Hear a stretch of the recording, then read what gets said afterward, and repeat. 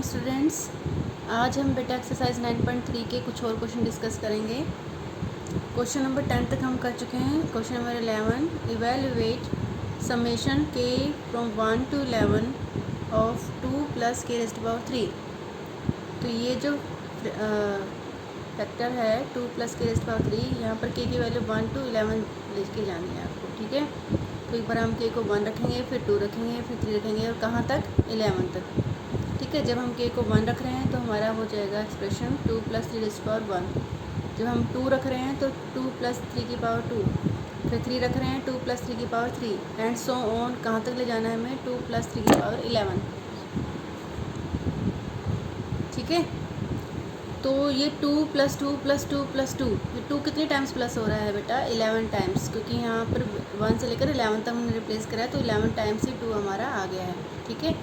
तो 2 को 11 time plus करना है या 2 × 11 लिख देना, सेम चीज़ होती है, ठीक है। जैसे आपने बचपन में किया होगा 4 + 4 + 4 = 4 × 3, ठीक है। मल्टीप्लिकेशन जो होती है रिपीटेड एडिशन होती है, बार बार एडिशन करने को ही हम मल्टीप्लाई बोलते हैं। 4 को 3 टाइम्स मल्टीप्लाई किया, 4 को 3 टाइम्स प्लस किया मीन्स 4 × 3, ठीक है। ऐसे ही यहाँ पर 2 कितनी बार प्लस किया है 11 टाइम्स, तो 2 × 11 के इक्वल उसका रिजल्ट आएगा, ठीक है। यहाँ तो 2 का तो हो गया। अब 3 की है 3⁻1, 3 1, 3⁻2, 3⁻3 अप टू 3⁻11। तो ये जो हमारा एक्सप्रेशन है ये हमारा क्या बन गया, जीपी बन गया है। जीपी बन गया ना, क्योंकि हर बार हमें 3 मल्टीप्लाई करना है, कॉमन रेशो से मल्टीप्लाई करके नेक्स्ट टर्म आ रही है। तो फर्स्ट टर्म क्या है यहाँ पर 3, यहाँ पर है आपका a = 3 और r = 3 और n = 11, ठीक है। हर बार 3 से मल्टीप्लाई करना पड़ रहा है, ठीक है। तो r कितना हो गया 3, a कितना हो गया 3, फर्स्ट टर्म 3 है और n कितना है हमारे पास 11। तो हमने यहाँ फार्मूला लगा दिया SN का, ऐड करना ना प्लस। तो फार्मूला है हमारा a × r⁻n−1/r−1, ठीक है। क्योंकि r हमारा 1 से ग्रेटर है, 3 हमें ऑलरेडी पता है, तो 3 1 से ग्रेटर है तो हम Rn−1 1 - Rn लगाएंगे, ठीक है। अगर आप 1 - R भी लगाते हैं तो कोई दिक्कत वाली बात नहीं है, क्योंकि वहाँ से दोनों से माइनस बाहर आके बैलेंस हो जाएगा, ठीक है। तो इसमें कंफ्यूज नहीं होना कि कौन सा लगाना है। कई बार हम ऐसे लिखते हैं 1 - Rn/1 - R।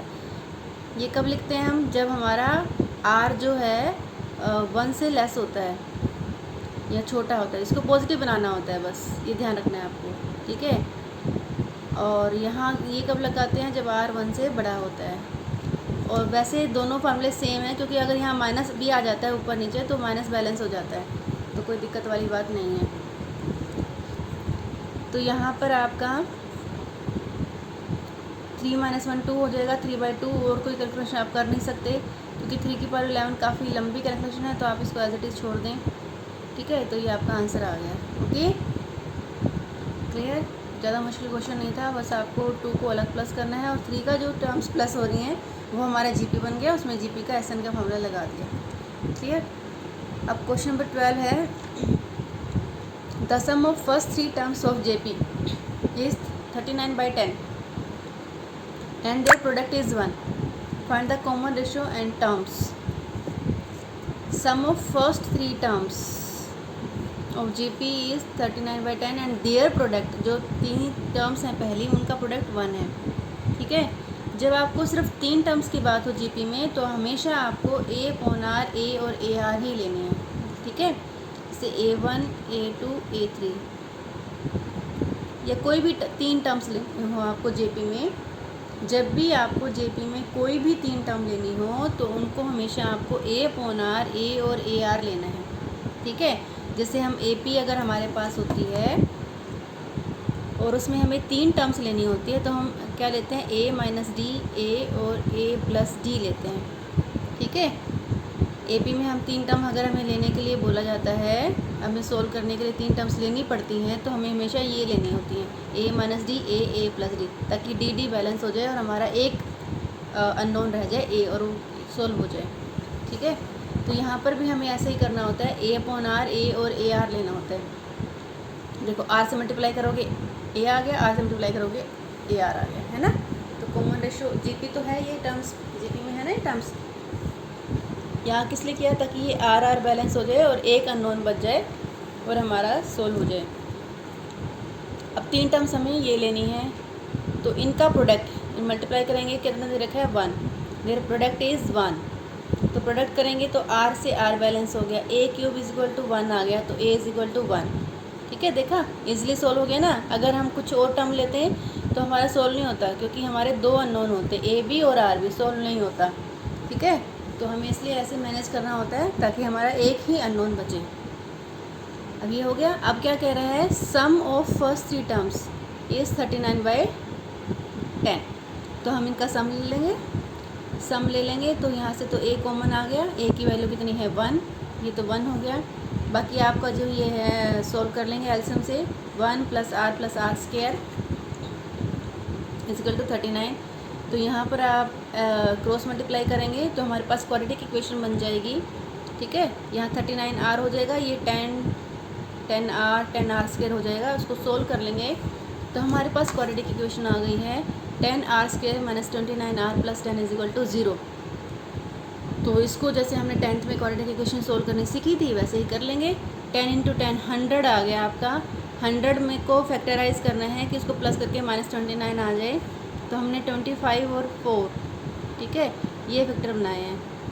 तो 25 4 जा 100 होता है, तो और इनको प्लस करके कितना आता है 29। तो 10r square minus 25r minus 4r plus 10 is equal to 0, क्योंकि -29 है तो दोनों फैक्टर आपको माइनस लेने होंगे। ठीक है, तो प्लस कब होता है, तो दोनों प्लस के होते हैं, दोनों माइनस के होते हैं। ठीक है, तो ये -29 है तो हमें -25 -4 दोनों माइनस लेने होंगे। फिर जो कॉमन आ रहा है यहाँ से 5r कॉमन आ गया, यहाँ से -2 कॉमन आ गया, तो हमारे पास दो फैक्टर हो गए 5r - 2 2r - 5। तो एक बार r आ गया है 2/5, एक बार आ गया है 5/2। तो दोनों से ही हम अब टर्म्स निकालेंगे। जब r हमारा 2/5 है और a हमारा 1 है, तो हमारी टर्म्स ये थी AR a और a। तो a तो हमारा 1 है, यहाँ तो 1 हो गया, 1/r। r कितना है 2/5, 2/5 रिवर्स हो जाएगा क्योंकि नीचे फ्रैक्शन में है ना। ठीक है, जब आप यहाँ पर 1 रखोगे, यहाँ 2/5 रखोगे, देखो यहाँ क्या रखा आपने 1 और यहाँ क्या रखा 2/5। ठीक है, तो ये 5 ऊपर चला जाएगा, 5/2 रेसिप्रोकल हो जाएगा इसका। तो a1 है, a1 हो गया यहाँ पर 1 और r हमारा 2/5 है। ठीक है, तो ये कब आया है, जब हमारा r 2/5 और a1 है। सेकंड हमारा r हमें क्या लेना है 5/2 और a हमें लेना है 1। तो यहाँ पर भी रेसिप्रोकल हो जाएगा, a तो 1 है और r का क्या हो जाएगा रेसिप्रोकल। तो 2/5 आ गया, a1 आ गया, a1 है और r आपका आ गया 5/2। तो हमने निकाल लिया, हमने कॉमन रेशियो भी निकाल लिया और हमने टर्म्स भी निकाल लिया। क्लियर। अगला क्वेश्चन है question number 13, how many terms needed to give the sum 120। और जीपी आपके 3 square 3 cube and so on. ठीक है, तो वो पूछ रहा है कि 120 सम्स के लिए कितने टर्म्स चाहिए। तो गिवन क्या क्या हमें, ए गिवन है 3, आर हम निकाल सकते हैं second term by first term, common ratio second term को फर्स्ट टर्म से डिवाइड करके 3 हमारा कॉमन रेशियो आ गया। एस एन सम हमें दे रखा है 120। ये कितनी टर्म्स का सम है, ये एन क्या है, कितना है, कितनी टर्म्स को जोड़ के 120 आ रहा है, एन हमें निकालना है। We have to find out the value of n. तो सीधी सी बात है, क्योंकि यहाँ पर एस एन गिवन है तो हम एस एन का फॉर्मूला लगाएंगे। ठीक है, S n is equal to ARN - 1/r-1। सारी वैल्यू जो हमें पता है वो हम रिप्लेस कर देंगे। एस एन हमें पता है 120 है, ए हमें पता है 3 है, आर हमें पता है 3 है। ठीक है, लेकिन एन एज इट इज़ रहेगा 3 की पावर n - 1/3 - 2। ठीक है, r - 1 3 - 1, तो ये 3/2 हो गया, 3 - 1 2। अब हम क्रॉस मल्टीप्लाई करेंगे, 3/2 उधर जाके रेसिप्रोकल 2/3 हो जाएगा, ये 3 कट जाएगा, 3 4 = 12, 4 2 = 8, 40 2 = 80। तो 80 इज इक्वल टू 3n - 1 आ गया आपके पास। ये -1 उधर जाके ऐड हो जाएगा, कितना हो गया 80 + 1 81। 81 को हम फैक्टराइज करेंगे और कन्वर्ट कर लेंगे पावर में, तो ये 3 की पावर 4 है। 3 को 4 टाइम्स मल्टीप्लाई करते हैं तो हमारा 81 आता है। तो बेस सेम हो गया ना, power will be same because they are equal. ठीक है, तो n is equal to 4। Clear हो गया यहाँ पर। क्या करना है आपको, जो गिवन है वो लिख लें, जो निकालना है वो फार्मूले में वैल्यू रिप्लेस कर दें सारी, और उसको बोर्ड मास से सॉल्व कर लें बस, ठीक है। क्योंकि ये 120 = 3/2, 3n-1 आ गया, तो 3/2 को तो यहाँ से हटाना ही है, 3/2 यहाँ से हटेगा, उधर चला जाएगा, 2/3 हो गया। इसको सोल्व करके 80 में 1 + 81, और 81 को फैक्टराइज करके 3⁴ में कन्वर्ट करना है। Very simple, okay. आगे देखो आप, 14th क्वेश्चन है, the sum of first 3 terms of GP 16। Sum है किसका, फर्स्ट 3 टर्म्स का, और कितना है, 16 है। And the sum of next 3 terms means 4th, 5th, 6th term का, 3 के बाद अगली 3 टर्म्स, चौथी, पाँचवीं, छठी टर्म्स का सम कितना है, 128। डिटरमाइन द फर्स्ट टर्म, आपको क्या निकालना है, ए निकालना है, कॉमन रेशियो आर निकालना है, and the sum of n terms SN निकालना है, ठीक है। तो गिवन क्या हमें, sum of first 3 terms SN, S3 given है, sum of first 3 terms means S3 = 16, ठीक है। S3 मीन्स n कितना है यहाँ पर, 3 है, तो क्या हो जाएगा इसका फार्मूला, A × 1 - r⁻3 1 - r = 16, ठीक है। क्योंकि S3 है, n कितना है, 3 है, तो r⁻3 हो जाएगा यहाँ पर, ठीक है। ये है, और क्या गिवन है आपको, नेक्स्ट 3 टर्म्स का सम गिवन है। नेक्स्ट 3 टर्म्स को हम लिखेंगे S6 - S3, ठीक है ना। जैसे मान लो आपको ये 6 टर्म्स हैं आपकी, तो पहली 3 टर्म्स तो आपकी S3 हो गई, उनका जोड़ सम, और जो 1 से लेकर 6 तक है आपका वो S6 हो गया, ठीक है। आपको चाहिए सिर्फ ये वाला सम, नेक्स्ट 3, ये क्या है आपकी, नेक्स्ट 3, ठीक है, टर्म्स, नेक्स्ट 3 टर्म्स का अगर सम चाहिए आपको, तो क्या करेंगे, S6 में से हम S3 को माइनस कर देंगे। इसमें से अगर हम ये वाला हटा देते हैं तो हमारे पास यही बचेगा ना, ठीक है। क्लियर हो गया। तो हम क्या ले रहे हैं, पूरी की पूरी 6 टर्म्स के सम में से हम 3 टर्म्स का सम माइनस कर रहे हैं, तो जो बची हुई 3 टर्म्स हैं, चौथी, पाँचवीं, छठी, उनका सम हमारे पास आ जाएगा, ठीक है। तो ये जो नेक्स्ट 3 है, इसको हम किस कंसेप्ट से लिख रहे हैं, 6 टर्म्स के सम में से 3 टर्म्स का सम माइनस कर दिया, ठीक है। और ये जो हमें कितना दे रखा है, ये हमें 16 दे रखा है, S3 कितना दे रखा है, 16 दे रखा है, तो 16 हो जाएगा प्लस हो जाएगा, तो S6 हमारे पास आ गया 144। अब हम फार्मूला लगा सकते हैं, ठीक है। 144 आगे इधर, इसका फार्मूला हो जाएगा n⁻6 हो जाएगी बस, A × 1 - r⁻6 1 - r, ठीक है। अब हमें क्या करना है, इन दोनों को डिवाइड करना है, फर्स्ट और सेकंड को डिवाइड करना है। डिवाइड करेंगे तो A से A कट जाएगा हमारा, 1 - r से 1 - r कट जाएगा हमारा, ठीक है, कट जाएगा ना डिवाइड करने से।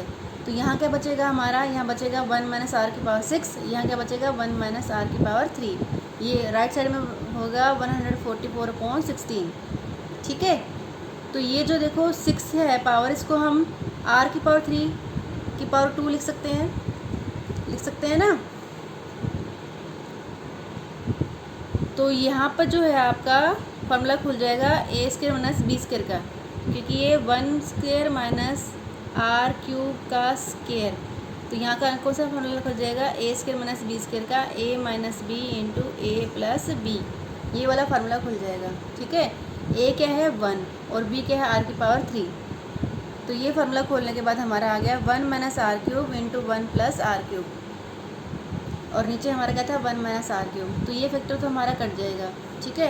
क्या बचा, 1 + r³ = 9, यहाँ से 16 9 से 144 होता है, तो यहाँ पर आपका हो जाएगा कट के 9, तो 1 + r³ = 9 बचा आपके पास, 1 उधर जाके क्या हो जाएगा -9 में से 1 गया 8 को फिर हम फैक्टराइज करेंगे। जब भी हमें पावर और बेस की बात होती है तो हम उसको फैक्टराइज करके पावर में कन्वर्ट करेंगे, तो कितना हो गया 2⁻3, ठीक है। अब पावर सेम है और बीच में = का है, तो बेस शुड बी सेम, तो r कितना आ गया आपके पास 2, ऑन कंपेयरिंग बाय कंपेयरिंग, क्योंकि बीच में = है और पावर सेम है, तो r शुड बी 2, ठीक है। अब 2 कॉमन रेशियो आ गई हमारी। अब हम क्या निकालेंगे, फर्स्ट टर्म के लिए हमारा जो ये फर्स्ट इक्वेशन है, इसमें हम आर की वैल्यू 2 रिप्लेस कर देंगे। ठीक है, आर की वैल्यू 2 रख दी यहाँ पर। ए 1 माइनस 2 की पावर 3, 1 माइनस 2 इक्वल टू 16, 2 की पावर 3 कितना होता है 8, 1 माइनस 8 कितना हो गया -7 अपॉन -1, तो ये कितना बच गया 7, तो ए आपका हो गया 16/7। ठीक है, ये कितना हो गया आपका 16/7। अब आपको क्या निकालना है, SN निकालना है। 3 चीज़ें निकालने के लिए बोला था हमें क्या बोला था, फर्स्ट हम ए, कॉमन रेशो आर और सम SN निकालने के लिए हमें बोला गया था।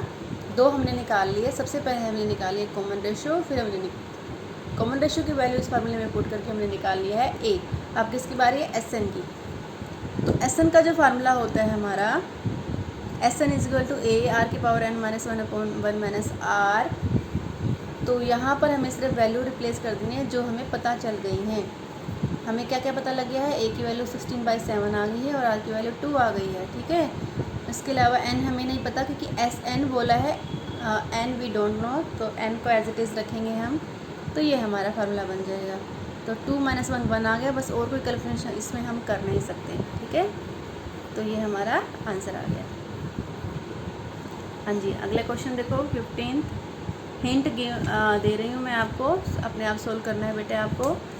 क्या कह रहा है, given GP with a is equal to 729, seventh term 64 है, डिटरमाइंड S7। क्या क्या दिया हुआ है, फर्स्ट टर्म और सेवन्थ टर्म दी हुई है। फर्स्ट टर्म ए में 729, सेवन्थ टर्म का फार्मूला क्या बनता है बेटा, ए आर की पावर 6। ठीक है, आपको याद हो जीपी में an क्या बनता है, ए आर की पावर n-1, एक लेस रहता है यहाँ पर, है ना। तो यहाँ अगर सेवन्थ टर्म दे रखी है A7 दे रखी है, तो सेवन्थ टर्म में क्या बनेगा फार्मूला, ए आर की power 6 is equal to 64। Seventh term is equal to 64 दे रखी है, तो A7 इज इक्वल टू 64 है। A7 का फार्मूला बन गया आपका ए आर की पावर 6। तो अब यहाँ पर ए की जो वैल्यू हमें पता है 729 रिप्लेस कर दी और ये यहाँ जाके डिवाइड हो जाएगा। तो यहाँ पर आपको, क्योंकि ये पावर वाली है, तो आपको इसको भी पावर में कन्वर्ट करना है, फैक्टराइज करना है। तो ये 2 की पावर 6 होता है, ये 3 की पावर 6 होता है। ठीक है, 64 2 को 6 पर मल्टीप्लाई करेंगे तो आएगा, और 729 3 को 6 टाइम मल्टीप्लाई करेंगे तो आएगा। तो यहाँ से पावर सेम होगी, तो आर हमारा क्या आ जाएगा 2/3। आर आने के बाद आपको क्या करना है, S7 में वैल्यू रिप्लेस कर देनी है। बस हमें ए भी पता लग गया, आर भी पता लग गया, और n तो हमारा 7 है ही है। ठीक है, यहाँ पे जो जो वैल्यू पता है आपको, ए कितना है 729, आर कितना है 2/3 और n कितना है 7। ठीक है, तो यहाँ सारी वैल्यू रिप्लेस करके इसको आपको खुद सॉल्व करना है। 2 की पावर 7 कितना होता है, 3 की पावर 7 कितना होता है, सारा एलसीएम लेके खुद सॉल्व करना है आपको। ओके, 16th है आपका, इसका भी हिंट है। Sum of first 2 terms is -4। Sum of first 2 term, पहली 2 टर्म्स का सम कितना है -4। Fifth term is 4 times the third term. ठीक है, फाइंड जीपी, आपको जीपी की टर्म्स निकालनी है। तो क्या गिवन है, फर्स्ट 2 टर्म्स S2 गिवन है आपको -4। S2 का फॉर्मूला क्या बनेगा, A1 माइनस RN होता है, n कितना है हमारे पास 2 है। ठीक है, A into 1 minus r square upon 1 minus r is equal to -4। तो यहाँ पर हम इस फार्मूले को खोल लेंगे, a square minus b square, तो a minus r a plus r, sorry 1 minus r 1 plus r, formula खुल जाएगा a square minus b square वाला फार्मूला। ठीक है, तो a minus b a plus b, तो यहाँ क्या हो जाएगा 1 माइनस आर 1 प्लस आर, ये फैक्टर कट जाएगा आपका, ये बचा आपके पास। ठीक है, एक इक्वेशन बच गई आपके पास, a into 1 plus r equal to -4। हाँ जी, अब आगे देखो नेक्स्ट क्या कह रहा है, वो कह रहा है fifth term is 4 times the third term. Fifth term is A5 is equal to 4 times the third term, A3 के से 4 गुना है। तो इसका फार्मूला क्या बन जाएगा, ए आर की पावर 4, इसका फार्मूला क्या बन जाएगा, ए आर की पावर 2। तो क्या क्या कट जाएगा यहाँ से, ये कट जाएगा, और आर स्क्वायर से ये कट के कितना रह जाएगा, आर की power 2। R2 is equal to 4, तो आर कितना आ गया +-2।